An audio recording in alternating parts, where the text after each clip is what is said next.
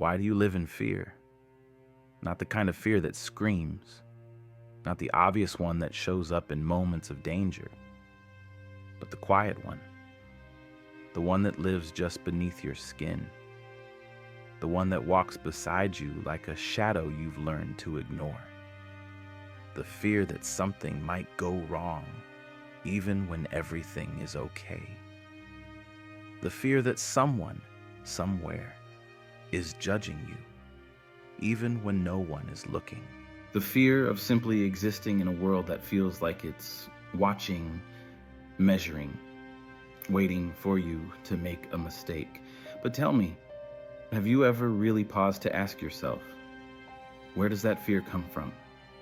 Was it born with you? Or did someone hand it to you so long ago that you started believing it was yours? Maybe it started in childhood, when a teacher humiliated you in front of the class, or when someone told you to be quieter, smaller, more obedient. Maybe it was the look in someone's eyes when you spoke your truth, and they turned away. And since then, you've been careful. Careful not to say too much, not to feel too deeply, not to stand out too brightly. You learn to live behind layers, behind smiles that don't reach your eyes, behind conversations where you never really say what you mean.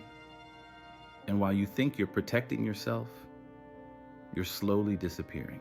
Here's the part no one tells you.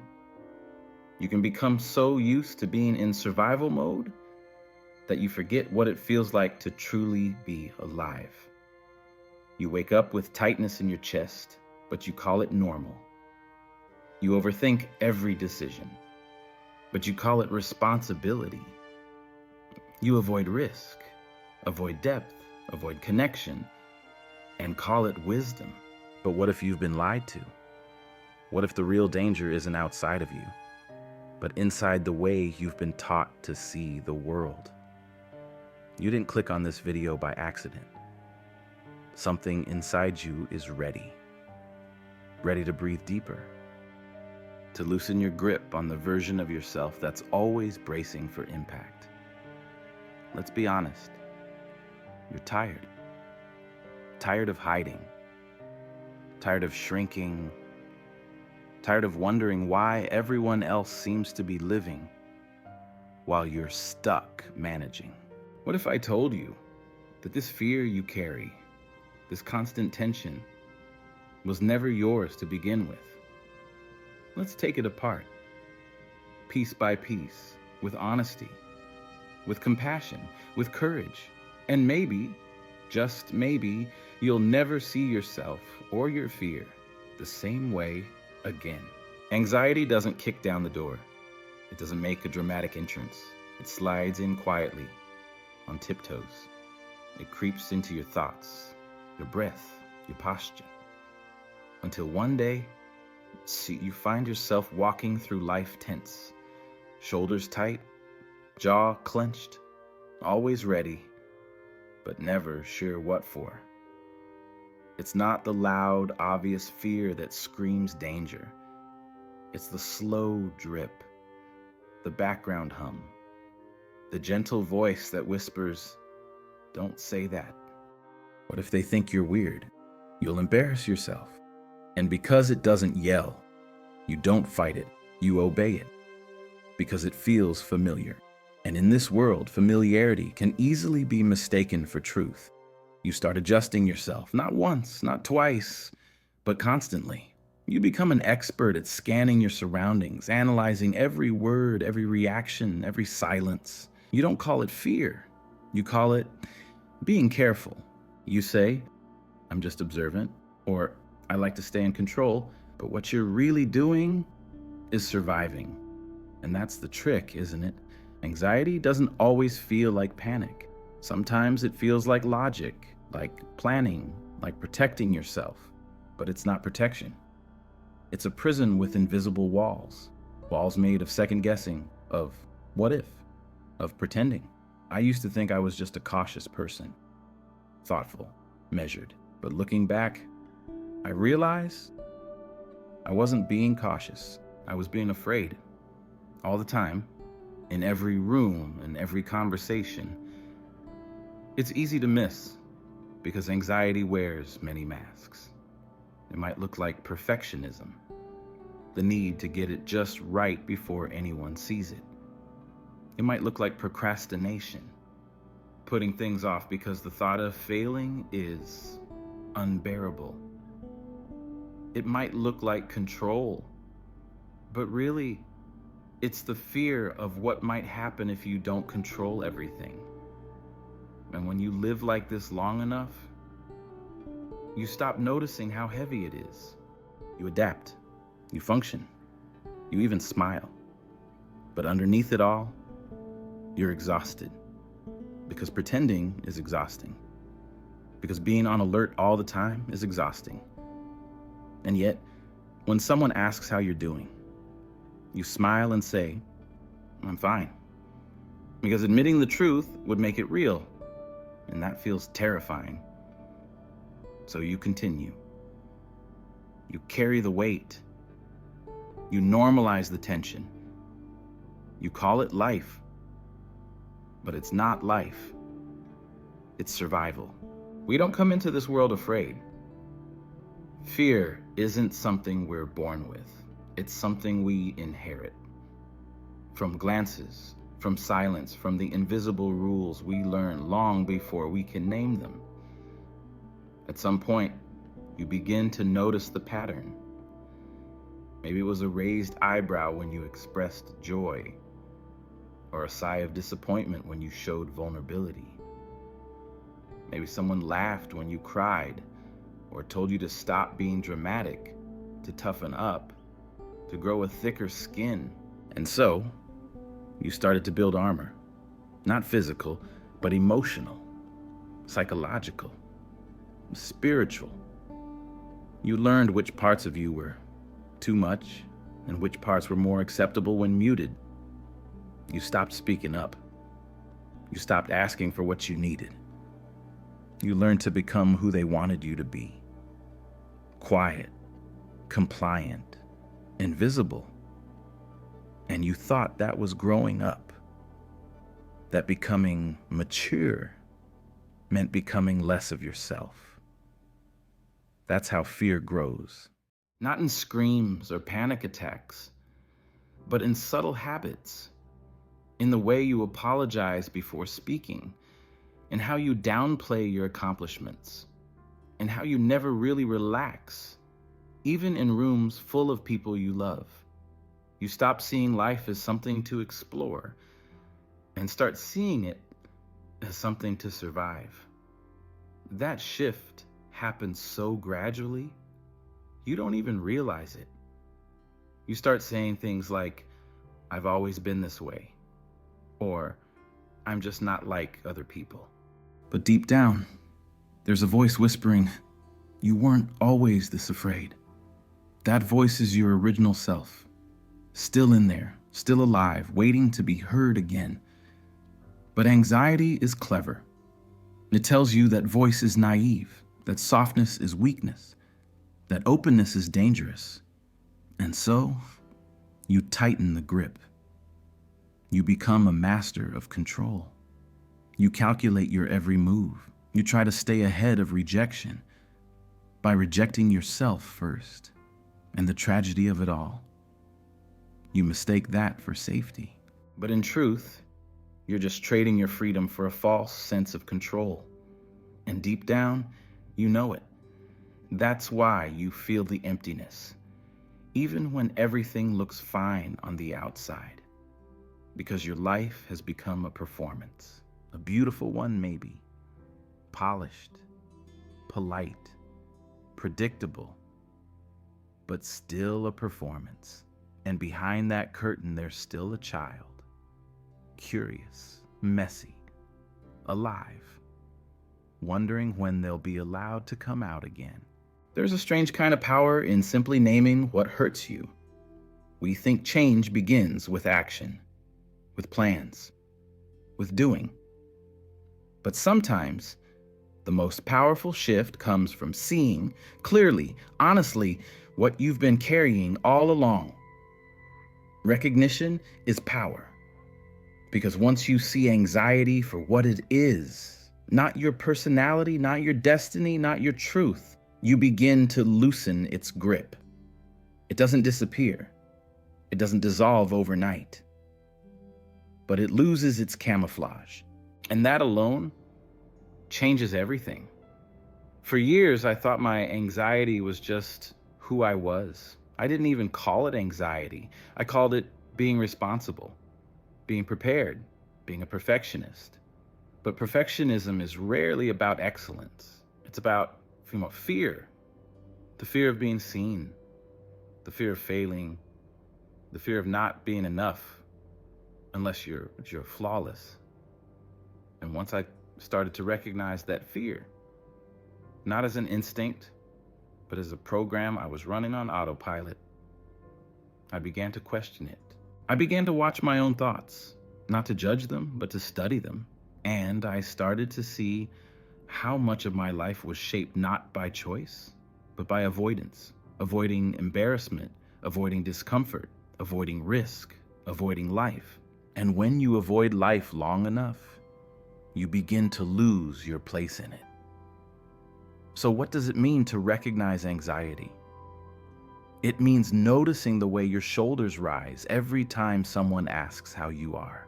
It means catching yourself rehearsing what you're going to say before you say it. It means realizing that your normal has been built on constant self-surveillance, as if you're always being watched, even when you're alone. And that awareness, it stings. It hurts to realize how much of yourself you've locked away just to feel safe, but that sting is necessary. It's the burn that comes before the healing, because you can't heal what you pretend isn't broken. You can't free yourself from a prison if you're still telling yourself it's a palace. So recognize it, not to blame yourself, but to forgive yourself for surviving the only way you knew how. There is no shame in coping. There's no weakness in needing safety, but there is strength, tremendous strength, in looking your patterns in the eye and saying, I see you now. That is the first step, not the last. And it might take time. You might have to remind yourself again and again. This isn't me. This is something I learned. And anything learned can be unlearned. Not all prisons have walls. Some are built from silence, from repetition, from years of being told to calm down, to be good, to fit in.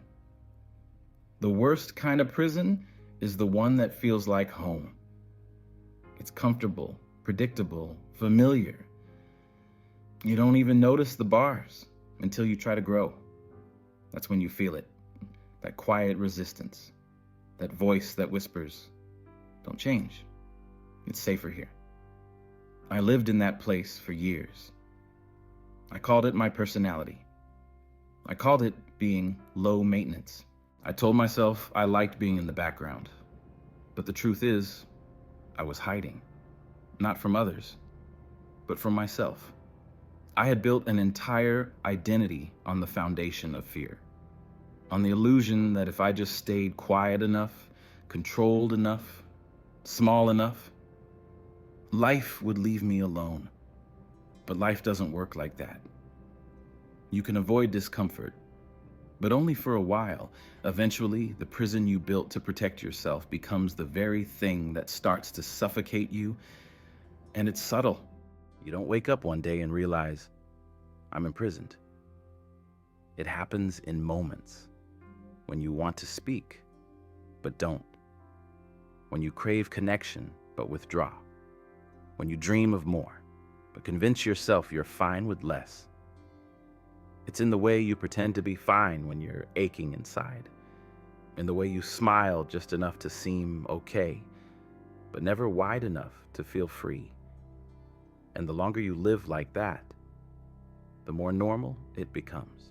You start to believe that this is just what life is, a series of things you endure. You begin to forget what freedom even feels like. And that is the prison you never saw. But here's what I learned.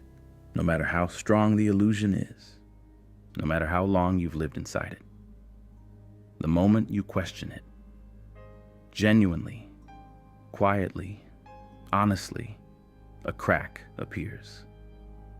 A flicker of light gets in. And that's where the escape begins. Not in rebellion, not in running away, but in seeing clearly what has held you back.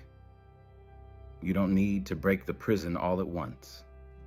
You just need to notice the first crack and trust that it means something, that it means you're waking up, that it means there's more waiting for you on the other side of fear. We all wear masks, not the kind you can see in the mirror, the kind that forms over time, quietly, invisibly, until you forget your own face beneath it. You put it on to get through the day, to be appropriate, to be liked, to avoid questions. And at first, it feels like a choice. You think, this is just how I need to be right now. But over time, you stop taking it off. You smile when you're not okay. You laugh at jokes that hurt. You nod in agreement when every part of you wants to scream. And the world praises you for it. It tells you how easy you are to be around, how strong you are, how mature, how calm. But it's not calm. It's numbness. It's the quiet desperation of someone who has forgotten what it feels like to be real. I wore that mask for years. I perfected it. Learned exactly how to tilt my voice, how to smile just right, how to disappear in plain sight. I was polite, pleasant, predictable, but I wasn't alive. Because the cost of the mask is authenticity. And authenticity is where life begins. Without it, everything feels muted. Relationships lack depth. Achievements feel hollow. Even happiness feels suspicious because you're not sure if the joy is yours or just another layer of performance. And then something strange happens. You start to resent people for not seeing the real you, but you never showed them. You crave being known, but you're terrified of being seen. It's a paradox, a trap. You want freedom, but you fear what freedom requires: vulnerability, the willingness to be messy, to be misunderstood, to be rejected maybe, but also to be loved for who you really are. Not the version that makes everyone comfortable, not the mask, you. And the truth is, you can't begin to love yourself while you're still hiding behind a disguise. It doesn't mean you have to strip it all away at once, but maybe today you can loosen it. Let your face breathe again. Say what you really think. Ask the question you're afraid to ask. Tell the truth, even if your voice trembles. Because every time you do, every time you choose real over safe, you weaken the mask. You reclaim a piece of yourself, and piece by piece, you remember who you are. Not who the world told you to be, not who fear sculpted you into, but the version of you that exists beneath the mask. Quiet, powerful, honest, alive. There is a kind of grief that's hard to name. Not the grief of losing someone, but the grief of losing yourself in slow motion, of looking back at years you can barely remember. Not because they were painful, but because they were empty. You didn't suffer, exactly. You just, didn't live. You played it safe, followed the rules, smiled when expected, nodded when unsure, stayed quiet when something inside you begged to speak, and no one noticed. Because you were functioning. Because you looked fine. because you did everything right. But inside, there was a kind of silence that hurt more than noise ever could. A numbness, a disconnection, a low-grade ache that followed you from morning to night, like a ghost of the life you could have lived. If only you had dared. That's what anxiety does. It doesn't just make you afraid, it makes you small, contained, predictable. And it tricks you into thinking that comfort is the same thing as peace. But they are not the same. Comfort is what you feel when nothing changes. Peace is what you feel when you're aligned with who you really are, even if it's uncomfortable. And most of us, we trade peace for comfort every single day because it's easier to stay in the familiar than to step into the unknown. But here's the truth. You can spend your whole life avoiding pain, avoiding risk, avoiding exposure, and still wake up one day full of regret. Not because of what went wrong, but because of what never had the chance to go right. That's the tragedy of a life half lived. You don't get dramatic failures. You don't get epic heartbreaks. You get quiet dissatisfaction. You get days that blur into each other. You get a version of life that's technically fine, but never once felt like yours. You start to wonder, what would it feel like to speak without filtering? To laugh without checking the volume? To move through the world without asking permission? And deep down, you know the answer. It would feel like freedom, not perfection, not constant happiness, but aliveness. And isn't that what we're all really craving? Not a perfect life, but a full one. One we can feel in our bones. One we're awake for. So ask yourself, right now, in this moment, are you living? Or are you just avoiding pain? Are you moving toward life or simply away from fear? Because that one choice repeated 1,000 times is what shapes your existence, and it's never too late to choose differently. There comes a moment when the spell starts to break. You can't always predict it. It may not be loud. It may not feel dramatic, but something shifts. You see someone speak with ease and wonder, how are they not afraid?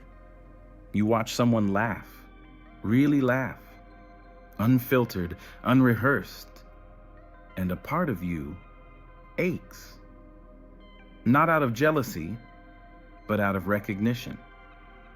Because you realize, somewhere along the way, you stopped living like that. And suddenly, the questions begin. What if I've been asleep all this time? What if I've mistaken survival for strength? What if I've adapted so well to fear that I forgot what freedom even feels like? These questions don't bring immediate peace. In fact, at first, they bring more pain. Because waking up hurts. You start to see what you've missed. The opportunities you let slip away. The connections you never allowed to deepen. The moments that passed through your hands like water while you stood frozen on the shoreline. But that pain, that sharp, aching awareness is not the enemy. It's a signal, proof that you're not numb anymore. You're feeling, you're noticing, you're remembering. And that is the beginning of freedom. You don't have to tear your life apart overnight. You don't need to make dramatic declarations. You just have to choose one moment, any moment, and say, not this time, not today. I won't hide in this one. Maybe it's letting your voice tremble in a conversation. Maybe it's saying no when you usually say yes. Maybe it's walking down the street with your head held just a little higher. Not because you're fearless, but because you're done obeying fear. The spell doesn't break with one act of courage. It breaks with 1,000 small ones. Each time you listen to your own voice instead of the one that says, stay small. Each time you reach out instead of withdrawing. Each time you let yourself be seen, even just a little, even just by you. That's how the spell unravels. Not in a sudden burst, but in gentle unraveling. And as it does, you start to notice something extraordinary. The world hasn't changed, but you have. You move differently. You speak differently. You feel more alive, even when it's scary. Because now, you're not just reacting to life, you're participating in it. You're not watching from the sidelines, you're stepping onto the stage, even if your hands are shaking. And that, my friend, is what breaking the spell looks like. It's not perfect. It's not easy. But it's real. And real is more than enough. Fear is a master storyteller. It doesn't just appear, it narrates. It creates a version of reality so convincing that you stop questioning it. It whispers, don't try, you'll fail. Don't speak, they'll laugh. Don't feel, it'll hurt. And because the voice sounds so familiar, you believe it. That's the thing about fear. It rarely arrives in costume. It wears your voice, it borrows your logic, it disguises itself as wisdom. And before long, you mistake fear for intelligence, for intuition, for truth. But here's the truth. Fear is a liar. A persistent one, a subtle one, but a liar nonetheless. It tells you that vulnerability will destroy you, that mistakes will define you, that if you're not perfect, you're not worthy of love. And yet, everything meaningful in life requires exactly the things fear warns you against. Vulnerability, risk, imperfect effort, courage. Fear doesn't want you to fail. It wants you to disappear before you even try. Because fear isn't just afraid of pain. It's afraid of life, of aliveness, of presence, of being seen in all your messy, glorious humanity. And the tragedy is, we often listen, not because we're weak, but because we were trained to obey the voice of caution, to reward safety, to confuse numbness with peace. But peace isn't the absence of fear. It's the refusal to bow to it. Peace is standing in your truth, even as your knees shake. It's saying, yes, I'm afraid, but I won't live according to fear's rules anymore. Because here's another truth. You are not fragile. You were just made to believe you are. You've endured storms that would have broken others. You've carried weights you never asked for. You've smiled through chaos. You've kept going, even when every part of you wanted to stop. So when fear says, you can't handle this, remind it. You already have. Every day you wake up and keep trying, you prove it wrong. And no, this doesn't mean you'll never feel afraid again. Fear is part of being human, but it doesn't deserve the throne. It doesn't get to decide what you create, who you love, or how brightly you shine. You do. You get to decide that the story changes here. That fear may still knock on the door, but you're no longer opening it. Not today. Not anymore. You are not born to be invisible. You are not put on this earth to shrink, to apologize for existing, to tiptoe around life like an uninvited guest. You were made to be, to take up space, to speak truth, to feel deeply, to connect, to create. But somewhere along the way, you were taught otherwise. You were taught that being too loud was like rude, that being too quiet was awkward, that being too emotional was dramatic, that being too passionate was unrealistic. So you adjusted. Bit by bit, you softened your edges, dimmed your glow, and made yourself easier to digest.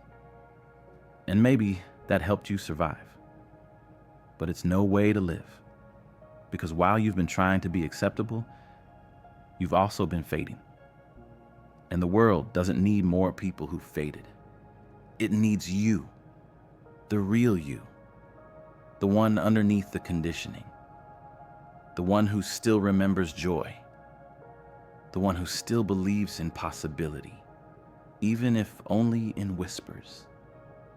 That light, yours, it still burns, even if you haven't felt it in a while.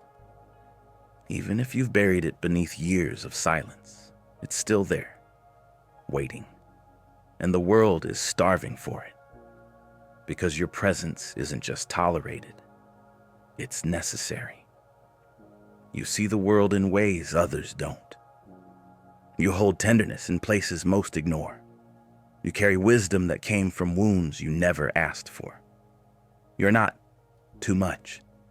You're not too sensitive. You're not too different. You're needed exactly as you are. Not when you're fixed. Not when you're perfect. Now, even with your scars, even with your fears, even with your uncertainty, especially with those things, because your authenticity, your realness, is what gives others permission to be real too. Your courage becomes their invitation. Your light becomes their mirror. So please, don't wait to be fearless before you show up. Show up with trembling hands. Speak with a shaky voice. Be visible even when it terrifies you. Because every time you do, you're telling the world, I exist. I matter. I will not disappear. And that is how healing begins. Not just for you, but for everyone still hiding in the dark. You've spent so much time surviving that you may have forgotten what it feels like to simply move through life without bracing, to wake up and not immediately scan for danger, to speak without rehearsing, to exist just as you are, without needing permission. This is what it means to dance with life. Not to perform, not to impress, but to move with it, to respond to it, to participate. Like a dancer who doesn't know the next step but trusts their body, trusts the rhythm, trusts that even if they misstep, the dance continues. Living like this takes courage. Not the kind that shouts, but the quiet kind. The kind that whispers, I don't need to control everything. It takes trust in yourself, in the moment, in the idea that maybe, just maybe, you are allowed to feel joy without guilt, without justification. So what does dancing with life look like? It looks like smiling at a stranger, even if they don't smile back. It looks like speaking your truth, even if your voice shakes. It looks like resting, not because you earned it, but because you deserve it. It looks like exploring the world with childlike wonder, not because you're naive, but because you refuse to let fear make you bitter. It looks like failing beautifully, falling with grace, laughing at yourself, then getting back up with gentleness, because you finally understand. Life isn't about avoiding the fall. It's about dancing anyway. Let yourself be seen. Let yourself be soft. Let yourself be bold. Let yourself be alive. You don't have to be extraordinary. You just have to be true, because when you are true to your feelings, to your essence, to your desires, you become magnetic. You become light in motion, a human being, fully engaged with the miracle of existing. So go ahead, whistle in public, Cry in the middle of the day. Tell someone you love them. Compliment a stranger. Wear what makes you feel like yourself. Walk through this world as if it belongs to you, because it does. Not in the sense of ownership, but in the sense of belonging. You belong here. Not because you've earned it, not because you've proven yourself, but because you are here. And that alone is reason enough to dance. If you've made it this far, pause for a moment. Breathe. Let the silence after these words settle in your chest like something sacred. You've just walked through the shadows, faced truths that many avoid for a lifetime. You've listened not just with your ears, but with your heart. And that means something. In a world addicted to speed and distraction, you chose to feel, to reflect, to remember. And I want you to know, I see that, and I honor it. You didn't watch this to be entertained. You came looking for something, a spark, a mirror, a way forward. Maybe you're still not sure what that is, and that's okay. You don't need to have all the answers. You don't need to be fully healed. You don't need to know where this path leads. You just need to take one honest step at a time, one breath, one boundary, one act of self-respect. That's how you return to yourself. Because healing isn't a finish line. It's a relationship with your pain, with your past, with your possibility. You won't always feel strong. You won't always feel ready, but you don't have to. You just have to stay awake. Keep listening. Keep noticing. Keep choosing to be here fully. Even if you fall, even if you forget, even if some days feel heavier than others, you're allowed to begin again and again and again. That's the beauty of being alive. You always have another chance. So if something in you shifted today, don't let it fade. Write about it. Talk about it. Walk differently because of it. Let it ripple through your choices, through your relationships, through your art, your voice, your silence. And if you ever doubt your worth, return to this moment. Right here. Right now. The fact that you stayed, the fact that you chose to stay, already proves something beautiful. That somewhere inside you, beneath the fear, beneath the pressure, beneath the exhaustion, there's still a fire. And that fire, it's yours. Guard it. Feed it. Let it light the way. Because the world doesn't need a perfect you. It needs a present you, an honest you, a human you. So thank you for being here. And if you feel like this message touched something real, don't keep it to yourself. Let it travel. Let it reach someone else who might need to hear, just like you did. You're not alone. You're not broken. And you're not done. You're becoming. And that is more than enough.